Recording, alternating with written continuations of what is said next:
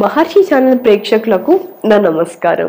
ప్రముఖ జ్యోతిష్యులు రుద్రాక్ష భారతి విశ్వధర్మ సేవరత్న అనేక అవార్డులను దేశ విదేశాల్లో పొందిన చాముండేశ్వరి మాత అనుగ్రహ పీఠాధిపతులు ఇవాళ మనతో బ్రహ్మశ్రీ డాక్టర్ శ్రీ కృష్ణ చాముండేశ్వరి మహర్షి గారు మనతో ఉన్నారు. నమస్కారం గురువు గారు.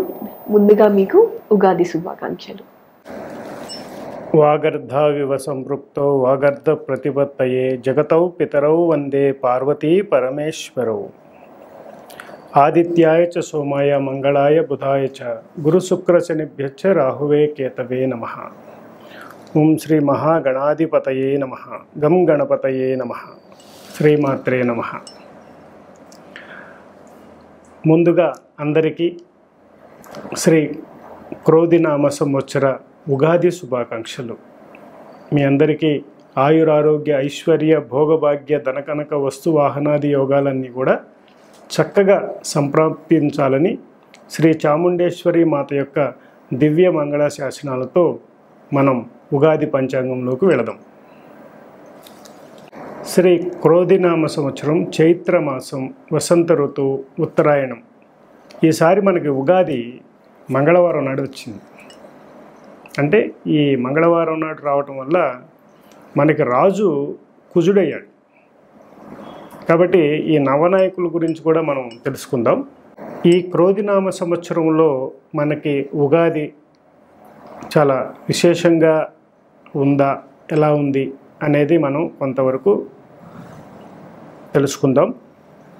ఈ యొక్క నవనాయకుల యొక్క పరిస్థితి ఎలా ఉందనేది తెలుసుకుందాం. అదేవిధంగా ఈ సంవత్సరం కర్తరి, అలాగే శుక్ర మౌఢ్యాలు, అలాగే నర్మదా పుష్కరం, అలాగే ఈ యొక్క నవనాయకుల యొక్క పరిస్థితి ఎలా ఉంది అనేది మనం ఈ యొక్క వివరణ తెలుసుకుందాం. ముందుగా కర్తరి చూసినట్లయితే మనకి 4 మే 4వ తారీఖు 2024లో ప్రారంభమవుతుంది. అదేవిధంగా కర్తరి త్యాగం వచ్చేసేటప్పటికి 28 మే 28వ తారీఖు కర్తరి త్యాగం ఉందన్నమాట. అలాగే శుక్రమౌఢ్యం కూడా మే 1వ తారీఖు ప్రారంభమవుతుంది. అలాగే శుక్రమౌఢ్య త్యాగం వచ్చేసి జూలై 7వ తారీఖుతో అయిపోతుంది. అలాగే 1వ తారీఖు నుంచి అంటే మే 1 నుంచి నర్మదా పుష్కరాలు, రేవా పుష్కరాలు ప్రారంభమవుతాయి. ఈ పుష్కరాల్లో మీరు చక్కగా పుష్కర స్నానాలు, పవిత్ర స్నానాలు చేసి తర్పణాలు వదిలి పితృదేవతల శాంతిపూర్వకమైనటువంటి దానాలు, ధర్మాలు, క్షేత్ర దర్శనాలు, నదీ సంగమ తీర్థాలలో మీరు స్నానాలు చేసి ఈ యొక్క పుష్కర సమయంలో అత్యంత మహిమాన్వితమైనటువంటి ఆ సమయంలో మీరు స్నానాలు చేసి అనేక దోషాలను నివృత్తి చేసుకోవడానికి మనకి చాలా మంచి అవకాశం అన్నమాట. ప్రతి సంవత్సరం మనకి గురువు మారే సమయంలో మనకి పుష్కరాలు వస్తాయి. అదేవిధంగా ఈరోజు కూడా నేను చెప్పబోతున్నటువంటి గోచార రీత్యా చూసుకున్నట్లయితే 1 మే నుంచి అంటే పుష్కరాలు గురువు మనకి వృషభంలోకి మారుతున్న సమయం దగ్గర నుండి నేను ఇప్పుడు ఈ యొక్క వివరణ అనేది ఇవ్వటం జరుగుతుంది. అలాగే ఏప్రిల్ ఈ నెలలో అది ఇంకో వీడియోలో చెప్తాను, అది కూడా చూడండి ఒకసారి, అది గోచార రీత్యా ఉంటుంది. అదేవిధంగా మనం ప్రత్యేకంగా ఉగాది గురించి పంచాంగంలో కొన్ని ముఖ్యమైనటువంటి విషయాలు మాత్రమే ఈ వీడియోలో మనం తెలుసుకుందాం. అదేవిధంగా ఏ ఏ రాశి వారికి ఎలా ఉంటుంది అనేది, అలాగే ఈ రాసుల్లో పుట్టిన వారికి కొంతమందికి అంటే ఒక ముఖ్యమైనటువంటి విభాగాలు కొన్ని చేయటం జరిగింది. వాటిలో అంటే విద్యార్థులు, ఉపాధ్యాయులు, అలాగే ఉద్యోగస్తులు, కాంట్రాక్టర్స్, బిల్డర్సు, అలాగే వ్యవసాయదారులు, ఇలా అనేక రకాలైనటువంటి వాటిని మనం దీంట్లో తీసుకున్నాం అన్నమాట. ముఖ్యంగా ఒక 20 మంది దాకా ఈ 20 విభాగాల్లో ఉన్నవారు ఆ క్వాలిటీస్లో పుట్టిన వారికి అంటే ఆ పుట్టినవారు ఆ క్వాలిటీస్లో ఉన్నట్లయితే వారికి ఈ సంవత్సరం ఎలా ఉండబోతుంది అనేది నేను తెలియజేస్తాను గవ్వల ప్రశ్న ద్వారా. మన యొక్క గవ్వలు అమ్మవారి దగ్గర ఉంచి పూజించి చేసినటువంటి మహామహిమాన్వితమైనటువంటి ఆ గవ్వల ప్రశ్న వల్ల మీకు చాలా వరకు 100% కూడా టచ్ అయిన వాళ్ళు ఉంటారు. అయితే ఇవి 100కి 100 పాళ్ళు కనెక్ట్ అవుతుందా అనే పాయింట్లో చూసుకున్నట్టయితే జ్యోతిషపరంగా మనం దీన్ని 50% మీరు తీసుకున్నా కూడా చాలా ఎక్కువ ఫలితాలు వచ్చినట్టుగా లెక్కేసుకోవచ్చు అనమాట. కాబట్టి ఈ గవ్వల ప్రశ్నలో ఆయా రాశుల్లో పుట్టిన వారికి ఎలా ఉండబోతుంది అనేది నేను అమ్మవారిని ప్రశ్న రూపంలో అడిగి ఈ ప్రశ్న శాస్త్రం ద్వారా నేను తెలియజేస్తాను. చక్కగా జాగ్రత్తగా వీక్షించండి. ఒకవేళ మీకు కనెక్ట్ అయితే మటుకి నేను చెప్పే పరిహార క్రమం కూడా చేసుకున్నట్లయితే కూడా చాలా మంచి ఫలితాలు ఉంటాయి. ఈ క్రోధినామ సంవత్సరం అనేది మనకి నవనాయకుల్లో చూసినట్లయితే దాదాపుగా ఈ యొక్క 2 మాత్రమే శుభులు ఉన్నారు, మిగతా 7 పాపులు ఉన్నారు నవనాయకుల్లో. అంటే ముఖ్యంగా లీడ్ చేస్తుంది కుజుడు, అలాగే శని. కుజుడు రాజు అయ్యాడు, మంత్రి శని అయ్యాడు. అలాగే సేనాధిపతి కానివ్వండి, ఆర్ఘ్యాధిపతి కానివ్వండి, మేఘాధిపతి కూడా శని అయ్యాడు. అదేవిధంగా పూర్వ సస్యాధిపతి కుజుడయ్యాడు. అలాగే అపర సస్యాధిపతి కూడా చూసినట్లయితే చంద్రుడు అయ్యాడు. అలాగే రసాధిపతి గురువు, అలాగే నీరసాధిపతి కూడా కుజుడయ్యాడు. ఇక్కడ మనం గమనించినట్లయితే నవనాయకుల్లో ముఖ్యంగా ఈ 7 పాపులుగా ఉండటం వల్ల ఈ సంవత్సరం చాలా వరకు కూడా అంటే దేశకాల మాన పరిస్థితుల దృష్ట్యా నవనాయకులను మనం విశ్లేషణ చేసినట్లయితే చాలా వరకు కూడా దీంట్లో క్రోధి నామ సంవత్సరం, క్రోధము అంటే ఇక్కడ విపరీతమైనటువంటి శత్రుత్వ భావాలు ఎక్కువగా ఉండే అవకాశం ఉంటుంది. దేశకాలమాన పరిస్థితుల దృష్ట్యా ఇది మనం తెలుసుకున్నట్లయితే ఎక్కువ శాతం యుద్ధ వాతావరణం అనేది ఉండే అవకాశం ఉంది. మత కల్లోలాలు ఎక్కువగా ఉండే అవకాశం ఉంటుంది. రక్తపాతం ఎక్కువగా ఉండే అవకాశం ఉంటుంది. జబ్బులు ఎక్కువగా ఉండే అవకాశం ఉంటుంది. అవినీతి ఎక్కువగా ఉండే అవకాశం ఉంటుంది. దుర్మార్గపు ఆలోచనలు ఎక్కువగా ఉండే అవకాశం ఉంటుంది. ఎక్కువ శాతం శత్రుభేదం, శత్రువుల యొక్క సమస్యలతో బాధపడే వాళ్ళు ఎక్కువ శాతం ఉండే అవకాశం ఉంది. ఇంకా బ్లాక్మెయిలింగ్ కానీ, టీజింగ్ కానివ్వండి, అనేక రకాలైనటువంటి మతోన్మాద వ్యవహారాలు ఈసారి పెచ్చుమీరే అవకాశం ఉంటుంది. అలాగే దేశాలకు కూడా యుద్ధాలు వచ్చే అవకాశం ఉంటుంది. కాబట్టి ఈ క్రోధినామ సంవత్సరం అనే దాంట్లోనే మనకి హింట్ ఇచ్చేస్తుంది అనమాట, ఇలా ఉండబోతుంది అనేది. ఇప్పుడు ఈ సంవత్సరం మనం ఉగాది మనం చక్కగా శోభకృతనామ సంవత్సరంలో చేసుకున్నాం. శోభకృతనామ సంవత్సరంలో చాలా వరకు మనం అందరం కూడా చాలా సస్యశ్యామలంగానే చక్కగానే ఉన్నాం. అందరం కూడా హ్యాపీగా ఉన్నాం. మనకు కావలసిన రకాలుగా అన్ని రకాలుగా రాజులు అందరూ కూడా బాగున్నారని మనం ఫీల్ అవుతున్నాం. కానీ ఇప్పుడు వచ్చినటువంటి క్రోధినామ సంవత్సరంలో రాజులకు కూడా పెడబుద్ధులు పుట్టే అవకాశం ఉంటుంది. వాళ్ళు కూడా చెడు అంటే మంత్రి శని అవటం వల్ల వారి యొక్క విధానాలు కూడా అపభ్రంశం అయ్యే అవకాశం ఉంటుంది. కొన్ని మనం అనుకున్న విధంగా వారు రాజ్యపాలన చేయలేకపోయే అవకాశం ఉంటుంది.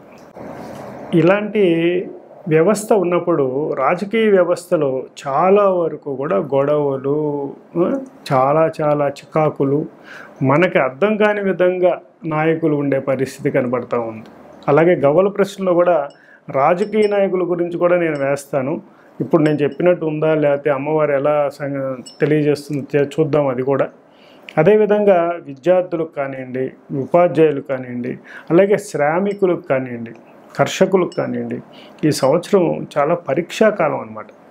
అలాగే ఇక్కడ చాలా వీడియోల్లో నేను చూశాను, చాలా గొప్పగా ఉంటుంది, కోట్లు వచ్చేస్తాయి ఉన్నాయి అని చెప్తున్నారు. కానీ నేను ఈ యొక్క గ్రహచార రీత్యా చూసినట్లయితే ఇప్పుడు ఉన్నటువంటి పరిస్థితి చూసినట్లయితే ఎక్కడా కూడా అటువంటి దాఖలాలు ఎక్కడ కనపడట్లేదు. కానీ ముఖ్యంగా 5 రాసుల వారికి మటుకి చాలా అద్భుతంగా ఉండబోతుంది. ఈ 5 రాసుల వారికి కూడా శని రాహు యొక్క ఎఫెక్ట్ ఉండటం వల్ల అది కూడా కొద్దిగా ఇబ్బంది పడే అవకాశం ఉంటుందన్నమాట. మిగతా వాళ్ళందరికీ కూడా చాలా సమస్యల్లో ఉండే అవకాశం ఉంది. దీనికి కూడా నేను పరిష్కార మార్గం కూడా తెలియజేస్తాను చివరిలో. తప్పకుండా మొత్తం ఎక్కడ స్కిప్ చేయకుండా చక్కగా చూడండి. అలాగే సబ్స్క్రైబ్ చేసుకోకపోతే మా యొక్క మహర్షి ఛానల్ని సబ్స్క్రైబ్ చేసుకోండి. నేను ఈ యొక్క అమ్మవారి సేవ ఉపాసన వీటిలో ఉండి ఎక్కువ వీడియోస్ చేయలేకపోతున్నాను సమయం లేక. అయితే ఈ ఉగాదికి ప్రత్యేకంగా చేయాలనే ఉద్దేశంతో మీ అందరికీ ఈ విషయాలు పంచుకుందామనే ఉద్దేశంతో ఈ వీడియోను మేము చేయడం జరుగుతుంది. కాబట్టి తప్పకుండా ఆదరిస్తారని నేను కోరుకుంటున్నాను. అలాగే మీ ఫ్రెండ్స్ అందరికీ కూడా ఏ రాసుల వారు ఉంటారో వారికి ఫార్వర్డ్ చేసుకోండి. అలాగే మీ ఫ్యామిలీ మెంబర్స్లో కూడా చాలామంది కూడా ఈ రాసుల్లో ఉన్నట్టయితే 1కి 2 సార్లు చూసి దాని ప్రకారం మీరు ముందుకు వెళ్ళినట్టయితే చాలా మంచి ఫలితాలు పొందుతారని నేను ఆశిస్తున్నాను. శ్రీ క్రోధినామ సంవత్సరం వృషభ రాశి వారికి ఎలా ఉందో చూద్దాం గవ్వల ప్రశ్న ద్వారా. వృషభ రాశి అంటే కృత్తిక 2, 3, 4 పాదాలు, రోహిణి 4 పాదాలు, మృగశిర 1, 2 పాదాలు. ఈ 9 పాదాల్లో జన్మించిన ఈ 3 నక్షత్ర జాతకులే మనకి వృషభ రాశి కిందకు వస్తారు. అయితే వృషభ రాశి వారికి ఈ క్రోధినామ సంవత్సరం ఆదాయ వ్యయ రాజపూజ్య అవమానాలు ఎలా ఉన్నాయో తెలుసుకుందాం. ఆదాయం 2, వ్యయం 8, రాజపూజ్యం 8, అవమానం 3. దాదాపుగా బ్యాలెన్సింగ్గా ఉంది. తర్వాత వీళ్ళ యొక్క గోచార రీత్యా చూసినట్లయితే గ్రహాలు గురు, శని, రాహుకేతువుల సంచారం ప్రకారం చూసినట్లయితే గురువు యొక్క సంచారం జన్మంలో అనుగ్రహంగా లేదు. అలాగే శని యొక్క ఎఫెక్ట్ కూడా బాగోలేదు. ఒక్క 11 రాహు మాత్రమే వీళ్ళకి ఫేవర్గా ఉన్నాడు. కేతువు పంచమంలో కూడా బాగోలేదు. సో వృషభ రాశి వారికి ఇది గడ్డు కాలమేనే చెప్పాలి ఈ సంవత్సరం. కానీ మీ యొక్క వ్యక్తిగత జాతకంలో దివ్యమైనటువంటి పంచమహాపురుష యోగాలు కానీ, రాజయోగాలు కానీ, అద్భుతమైనటువంటి కాంబినేషన్స్ కానీ ఉన్నట్లయితే తప్పకుండా మీరు విజయం సాధిస్తారు, ఎటువంటి సందేహం లేదు. అలాగే మీ తల్లిదండ్రుల పుణ్యం కూడా మిమ్మల్ని చక్కగా కాపాడును గాక. అలాగే మనం ఈ యొక్క గవ్వల ప్రశ్నలో వృషభ రాశి వారికి ఎలా ఉందో మనం కొంతమంది అనాలిసిస్ చేసాం. ముఖ్యంగా వృషభ రాశిలో పుట్టిన వారు ఈ విభాగాల్లో ఉన్నట్టయితే వారికి ఎలా ఉండబోతుంది అనేది ఒక అనాలిసిస్ చేద్దాం. దీంతో మనం ఇది ప్రశ్న శాస్త్రం ద్వారా అమ్మవారి నుంచి అడిగి తెలుసుకుంటున్న ప్రశ్నలు. వృషభ రాశిలో ఉన్న విద్యార్థులకు ఎలా ఉండబోతుంది? ఈ సంవత్సరం వృషభ రాశిలో పుట్టిన వారు విద్యార్థులకు ఎలా ఉంది అనేది తెలుసుకుందాం. విద్యార్థులకి ఈ సంవత్సరం చాలా బాగుండబోతుంది. ఉత్తీర్ణత శాతం చాలా బాగుంది. సక్సెస్ రేట్ ఎక్కువ ఉంది. కానీ మీరు నిరంతరం శ్రమించాల్సిన అవసరం ఉంది. అంటే టైం వేస్ట్ చేయకుండా చక్కగా కానీ చదివినట్లయితే చక్కటి ఉత్తీర్ణత శాతం ఎక్కువ ఉండే అవకాశం ఉంది. వృషభ రాశిలో ఉన్న ఉపాధ్యాయులకు ఎలా ఉండబోతుంది? అలాగే ఉపాధ్యాయులకు ఎలా ఉంది? ఉపాధ్యాయులలో చూసినట్లయితే అంటే మాస్టర్స్, టీచర్స్, లెక్చరర్స్ వీళ్ళందరూ కూడా కొద్దిగా ఇబ్బందులకి, ట్రాన్స్ఫర్స్ ప్రాబ్లం, ఇగో ప్రాబ్లం, అలాగే మనస్పర్ధలు, గ్రూప్ ప్రాబ్లమ్స్ ఇలా రావటం వల్ల ఎక్కువగా శాతం టెన్షన్కి గురయ్యే అవకాశం. లేట్గా వివాహం కాకపోవటం ఒకటి.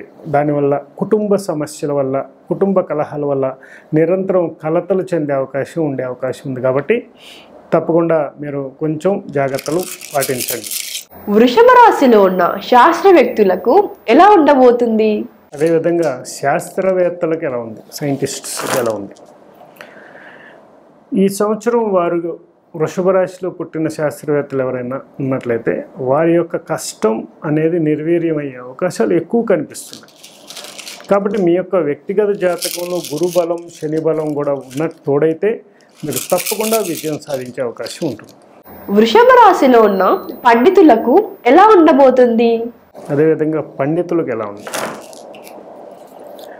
ఈ సంవత్సరం పండితులకి కూడా, పండితులు మీన్స్ అన్ని శాస్త్రాల్లోనూ సక్సెస్ రేట్లో ఉన్నవారు, మాస్టర్స్ అండ్ వేదాలను, జ్యోతిష్యపరంగా జ్యోతిష్కులు కానివ్వండి, రత్నశాస్త్రజ్ఞులు కానివ్వండి, ఇలా అన్నిట్లోనూ పాండిత్యం కలిగిన వారందరికీ ఇది కొంచెం గడ్డు కాలం, సమస్యాత్మకమైనటువంటి కాలంగా చెప్పవచ్చు అన్నమాట.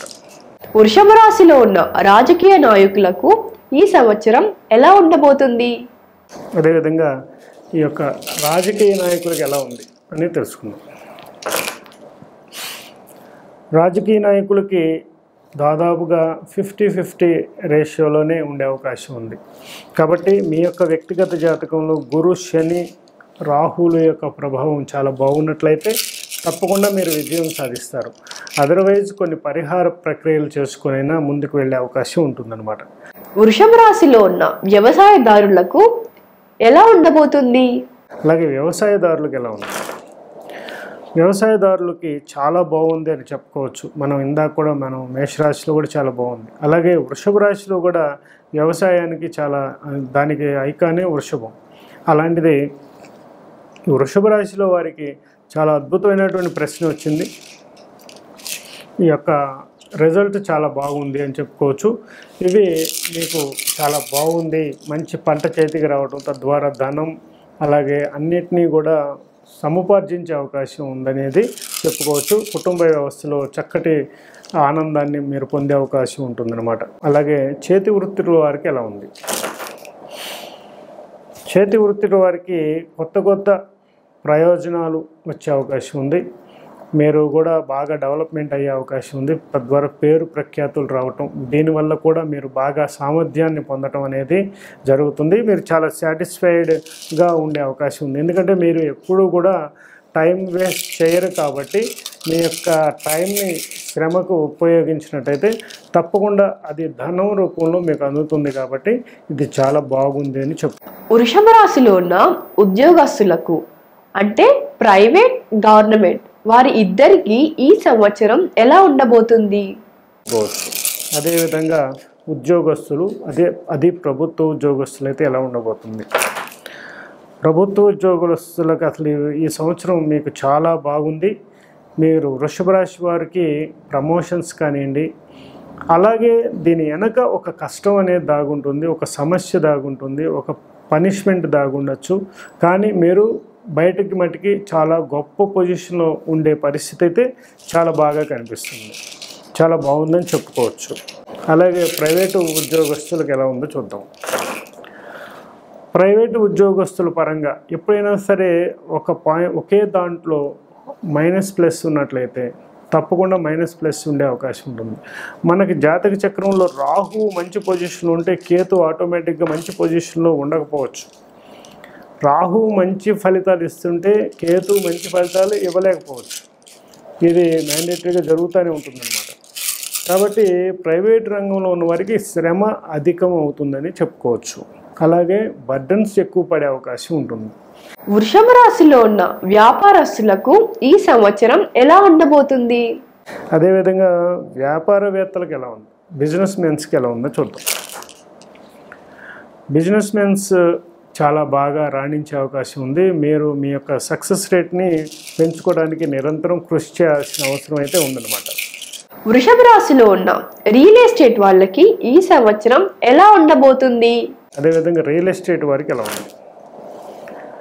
రియల్ ఎస్టేట్ పరంగా వీరికి కూడా దాదాపుగా కొన్ని ప్రాజెక్ట్స్ ఆగిపోవటం, దానివల్ల మనీ క్రైసిస్ అనేది రావటం, చివరికి అందుబాటులోకి రావటం, ఇలా కొంతవరకు అడ్జస్ట్మెంట్ ధోరణి అనేది కనిపిస్తుంది.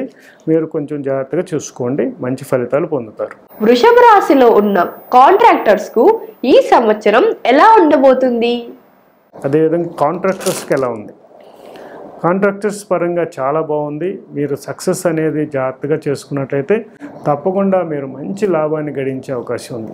ఓవరాల్గా మీరు చాలా బాగా డెవలప్మెంట్ అవుతారని చెప్పుకోవచ్చు. అలాగే సినిమా రంగంలో ఉన్న వారికి ఎలా ఉంది? సినిమా రంగంలో ఉన్న వారికి ఈ సంవత్సరం కొంచెం గడ్డు కాలం అనే చెప్పుకోవాలి. అపవాదులు, మానసిక క్షోభ, అలాగే ఒక రకమైనటువంటి ఓటమిని మీరు చవిచూడాల్సిన పరిస్థితి కనబడుతుంది. దాన్ని మీ యొక్క ఆత్మస్థైర్యంతో దాన్ని ఎదుర్కొన్నట్టయితే తప్పకుండా విజయం సాధించే అవకాశం కూడా ఉంది. కాబట్టి మీ యొక్క వ్యక్తిగత జాతకాన్ని కూడా ఒకసారి పరిశీలించుకోవడం మంచిదన్నమాట. వృషభ రాశిలో ఉన్న డాక్టర్స్కి ఈ సంవత్సరం ఎలా ఉండబోతుంది? అదేవిధంగా డాక్టర్స్కి ఎలా ఉంది? ఈ సంవత్సరం కొత్త ప్రాజెక్ట్స్, అలాగే హాస్పిటల్స్ డెవలప్మెంట్ చేయటం, ఫ్రాంచైజ్ తీసుకోవటం, ఇలా మీరు ఎక్స్టెన్షన్ చేయటం, అలాగే గృహయోగంలో ఎక్స్టెన్షన్ చేయటం, వాహనం ఎక్స్టెన్షన్ చేయటం, అలా మీరు అన్ని రకాలుగా ప్రమోషన్ దిశలో వెళ్తుంటారు అన్నమాట. కాబట్టి ఈ సంవత్సరం మీకు చాలా బాగుందని చెప్పుకోవచ్చు. వృషభ రాశిలో ఉన్న లాయర్స్కి ఈ సంవత్సరం ఎలా ఉండబోతుంది? అదేవిధంగా అడ్వకేట్స్ అండ్ లాయర్స్కి ఎలా ఉందో చూద్దాం.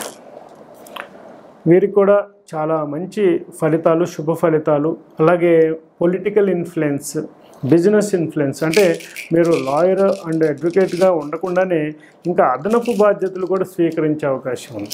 అంటే ఎక్స్ట్రా యాక్టివిటీస్ని కూడా మీరు చాలా బాగా చేయగలుగుతారు అనేది ఈ సంవత్సరం మీకు చాలా బిజీగా ఉంటారని చెప్పుకోవచ్చు. వృషభ రాశిలో ఉన్న రక్షణ వ్యవస్థ అంటే పోలీస్, ఆర్మీ, నేవీ వాళ్ళకి ఈ సంవత్సరం ఎలా ఉండబోతుంది? అదేవిధంగా రక్షణ వ్యవస్థలో ఉన్నవారు, అది పోలీస్ అవ్వచ్చు, మిలిటరీ అవ్వచ్చు, నేవీ అవ్వచ్చు, ఈ 3 విభాగాలు 4 విభాగాల్లో కూడా కొంచెం జాగ్రత్తలు పాటించాల్సిన అవసరం ఉంది. మీరు శ్రమ అధికమవుతుంది, టెన్షన్ అధికమవుతుంది, భయం అధికమవుతుంది. దీన్ని మీరు జాగ్రత్తగా డీల్ చేసినట్టయితే చక్కటి స్థితి మీరు దేశానికి ఉపయోగపడే విధంగా మీ యొక్క జీవితం నడుస్తుందన్నమాట. వృషభ రాశి వారికి ఈ సంవత్సరం వివాహ యోగం ఉందా లేదా? అదేవిధంగా ఈ వృషభ రాశిలో వారికి వివాహ వ్యవస్థ ఎలా ఉందో మనం చూద్దాం. వృషభ రాశిలో వారికి వివాహ వ్యవస్థ చాలా వరకు ఎప్పటి నుంచో ఎదురు చూస్తున్న మీ యొక్క వివాహ వ్యవస్థ అనే గోల్ సాధించే అవకాశం ఉంటుంది. తప్పకుండా వివాహాలు అనేవి శీఘ్రంగా అయ్యే అవకాశాలు కనిపిస్తున్నాయి. వృషభ రాశి వారికి ఈ సంవత్సరం గృహయోగం ఉందా లేదా?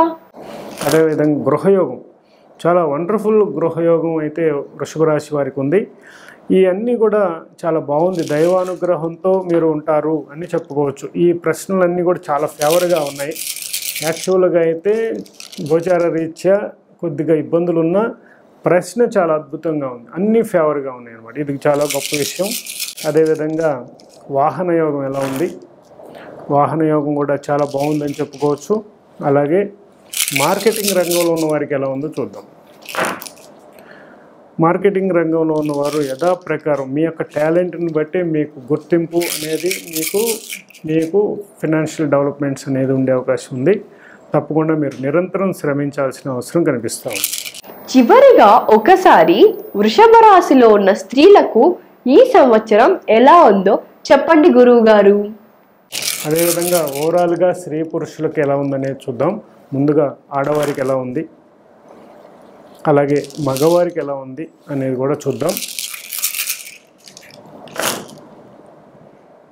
దాదాపుగా నేను పక్షపాతం ఏం లేదు, కానీ దీంట్లో స్త్రీ పురుషుల మధ్య మనకు చూసిన విభేదంగా చూసినట్లయితే స్త్రీ శాతం చాలా వరకు ఎక్కువ కష్టాల నడుమ సాగే అవకాశాలు ఎక్కువ కనిపిస్తున్నాయి.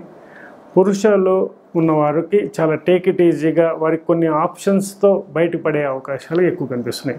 కాబట్టి ఆడవారు చాలా జాగ్రత్తగా ఉండాల్సిన అవసరం ఉంది, కేర్ తీసుకోవాల్సిన అవసరం ఉంది, ప్రొటెక్షన్ జోన్లో ఉండాల్సిన అవసరం ఉంది. ప్రతి పని ఆచితూచి చేయడానికి ప్రయత్నం చేయండి. మీరు ఎప్పుడు కూడా రక్షణ వ్యవస్థలో ఉండాల్సిన అవసరం ఉందనేది గుర్తించండి. చాలా చక్కగా వివరించారు గురువు గారు. ధన్యవాదములు. చూశారు కదా, మళ్ళీ నెక్స్ట్ ఎపిసోడ్లో కలుసుకుందాం. నమస్కారం. ఓం నమః శివాయ. సర్వే జనా సుఖినో భవంతు. శుభం భవతు.